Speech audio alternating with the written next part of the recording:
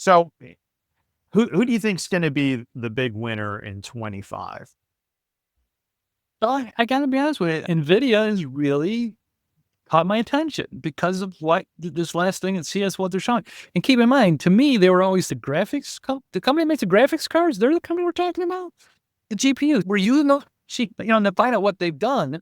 And they've gotten into, building hardware, building computers, but building software. They're anything LM model. I'm impressed with this company to see what they have turned themselves into from what they were as I knew them back in the day as a graphics card company. So to me, I'm impressed by that. Yeah, it's been super interesting. I think all of these companies that came from a gaming background, because of the level of performance that they had to build, either on the hardware side or on the software side. And then as people are saying, whoa, that split second performance, I got a use for it in a completely different industry and a completely different context. I think it's giving those gaming technology companies a lot of interesting new Yeah. life. How about you? Who's going to be someone catching your eye in 2025? Mike, I'm going to give you a really weird answer. My big bet in 25 is on ServiceNow. ServiceNow. Yeah. Okay, did not see that going. Did not expect to hear that. Did not expect to use that.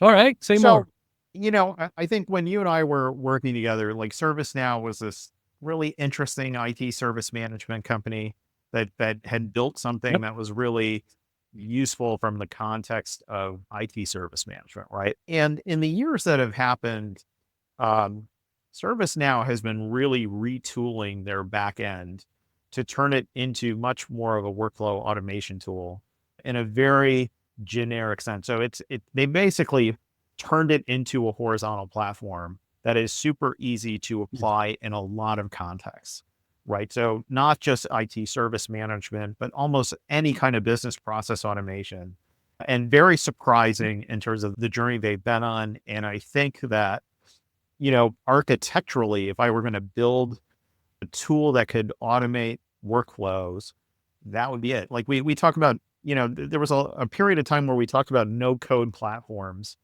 And I think that they never really took off. But I think ServiceNow has kind of, because they got in on the IT service management side, they built the resources and the connections that are now allowing them to execute as a no code platform. And I'm watching them kind of enter new industry sectors that they've not been in before. Um, Yeah. so I think enterprise software company wise, like they're the ones that are the most interesting in the space right now, compared to everybody else. And I think it has a lot to do with the flexibility of the technology platform they've built.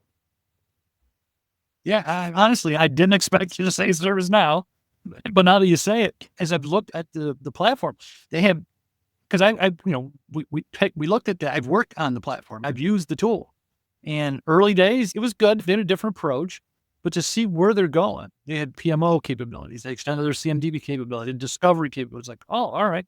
So they kind of put their tentacles in, and yes, it pushed up into the BPM process automation stuff. So yeah, like I said, I wasn't expecting that, but that is now that you say it, yeah, I can see that.